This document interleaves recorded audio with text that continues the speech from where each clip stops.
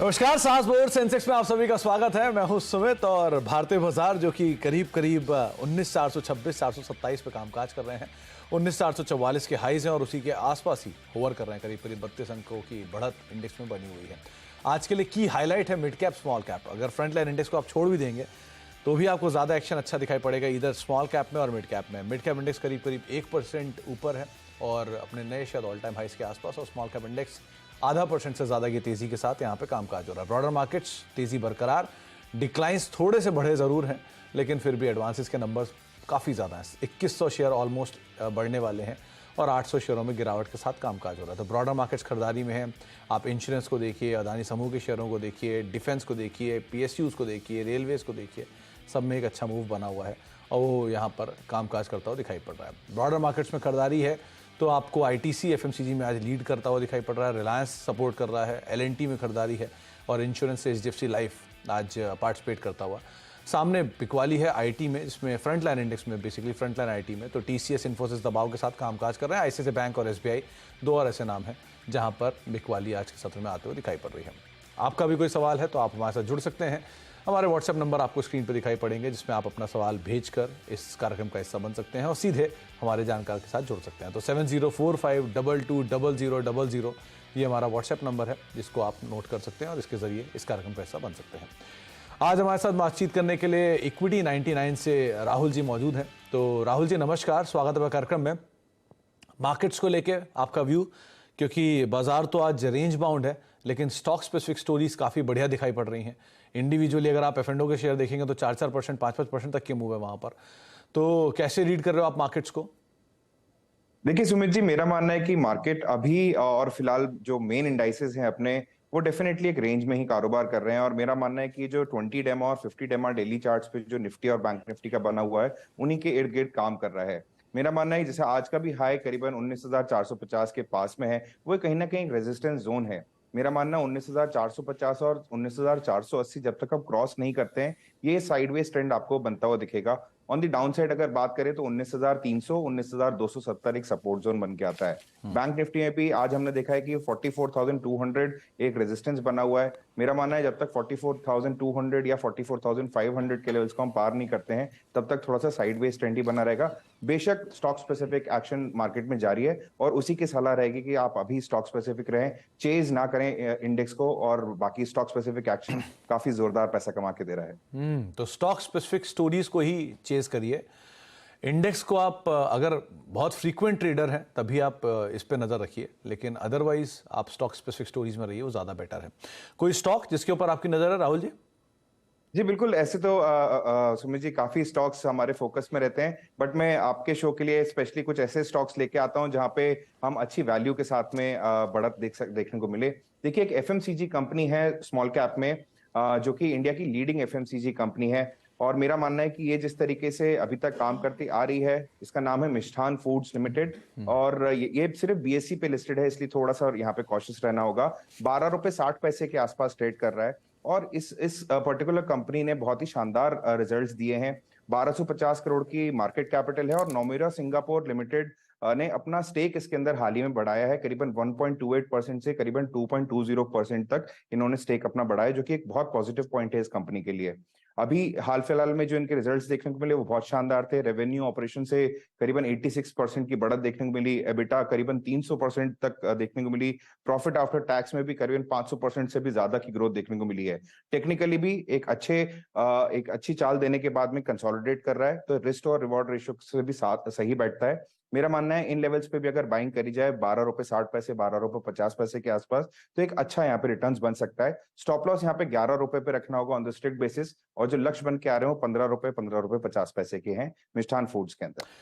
तो in stock के ऊपर आप नजर रखिए। राहुल जी की राय आपकी स्क्रीन पर आप ऑलरेडी देख रहे हैं। अब बातचीत करते हैं कुछ दर्शकों से और उनके सवालों के ऊपर चर्चा करते हैं। आज हम चलेंगे महाराष्ट्र में, जहां पे संभाजी नगर में हमारे साथ सुचिता जी मौजूद रहेंगी, हैदराबाद तेलंगाना जहां पर नाग लक्ष्मी जी हमारे साथ मौजूद रहेंगी, और महाराष्ट्र में हमारे साथ पुणे से प्रज्ञा जी मौजूद रहेंगी, उनसे हम बातचीत करेंगे।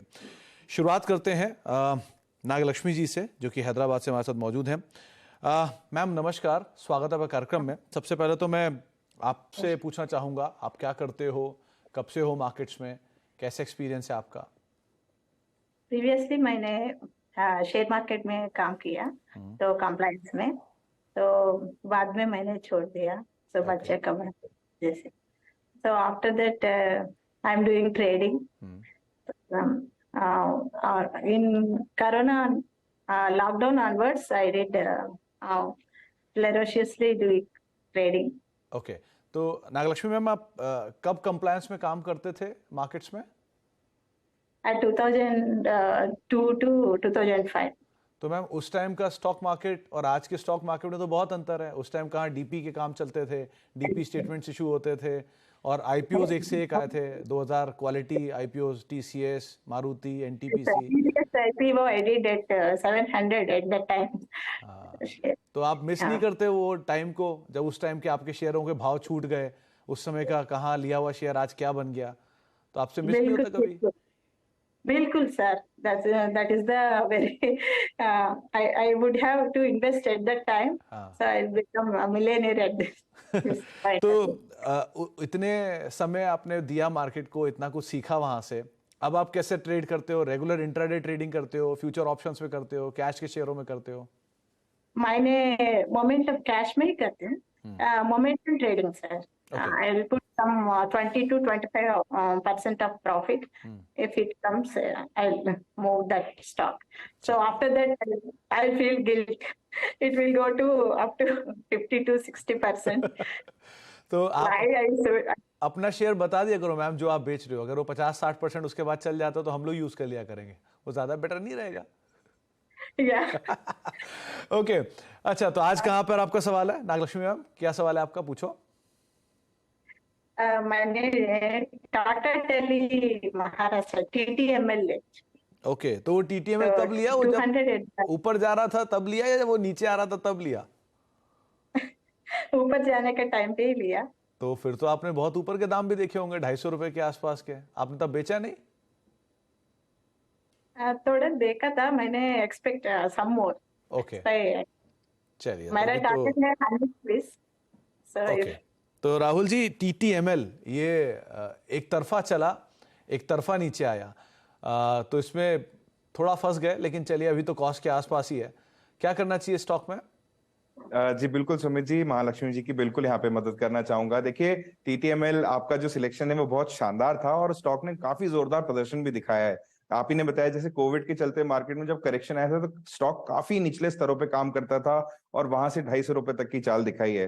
पर अब पिछले एक साल का हम जब रिकॉर्ड देखते हैं स्टॉक में, तो वहां पे एक हल्का सा प्रेशर हमें दिखाई देता है, क्योंकि स्टॉक ने पिछले साल भर में 149 का ईयर हाई बनाया है और करीबन 49 का लो बनाया है और अभी आपकी बाइंग प्राइस के आसपास ट्रेड कर रहा है। यहाँ मुझे लगता है इन लेवल्स के आसपास आपको 74 रुपीज के स्टॉप लॉस के साथ में इसमें बने रहना चाहिए और ये स्टॉक जैसे ही 84 रुपीज के लेवल को क्रॉस करेगा तो वहां पे एक इसमें अच्छा ब्रेकआउट देखने को मिलेगा।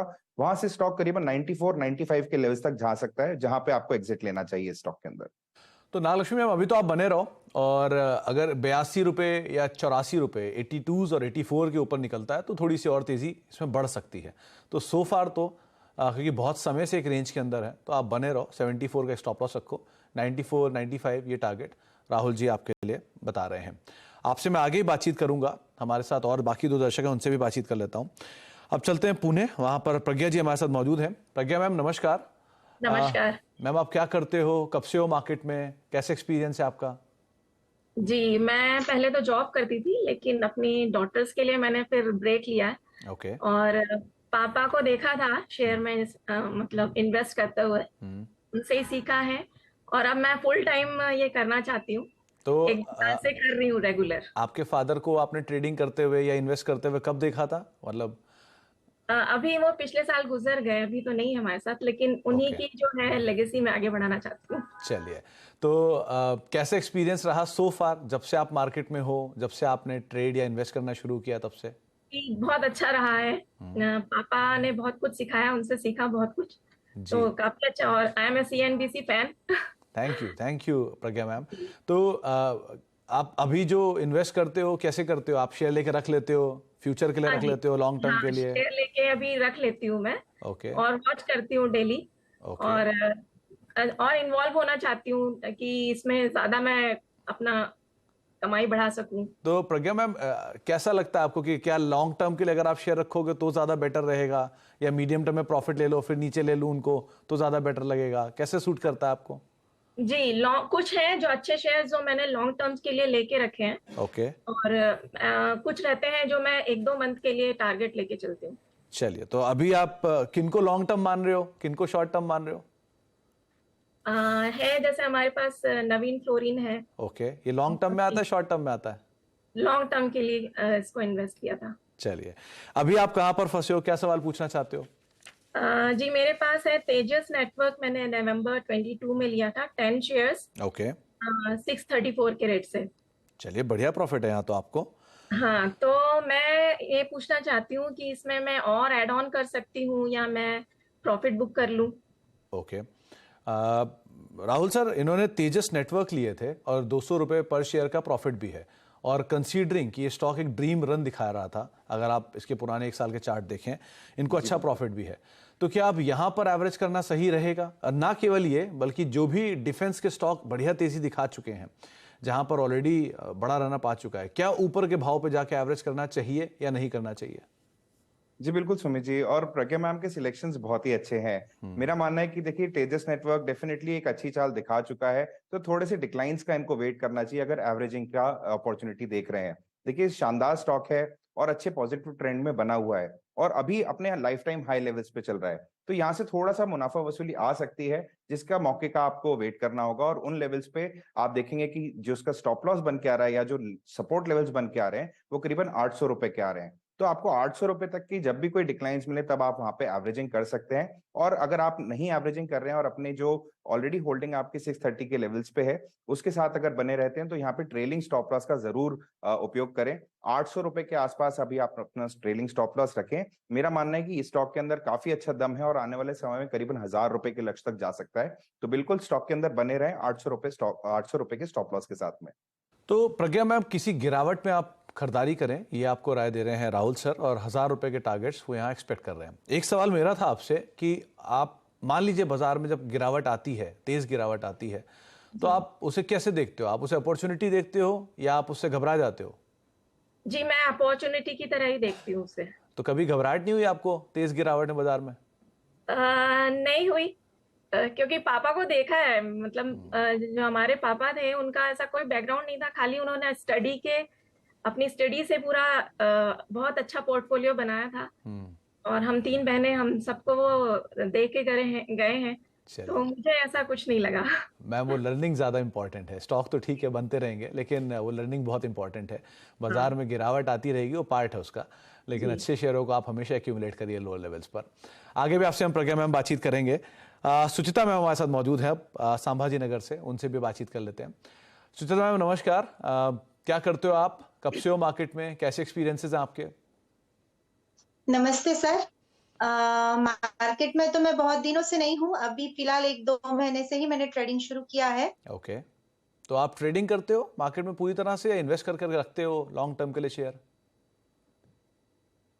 नहीं सर, लॉन्ग टर्म के लिए तो नहीं करती हूँ। मैं मंथली बहुत हो गया तो 1 मंथ के लिए इन्वेस्ट करती हूँ, उससे ज्यादा नहीं। ओके, तो ये जो 2-3 महीने का सफर है, क्योंकि बाजार तो ड्यूरेशन में रेंज में रहा है, तो आपको कैसा फील हुआ मार्केट में अभी तक?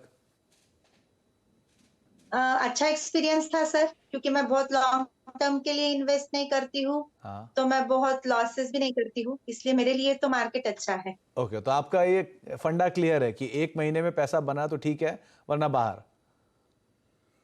Yes sir. चलिए, चाहे कोई भी क्वालिटी हो, कैसा भी स्टॉक हो, राइट?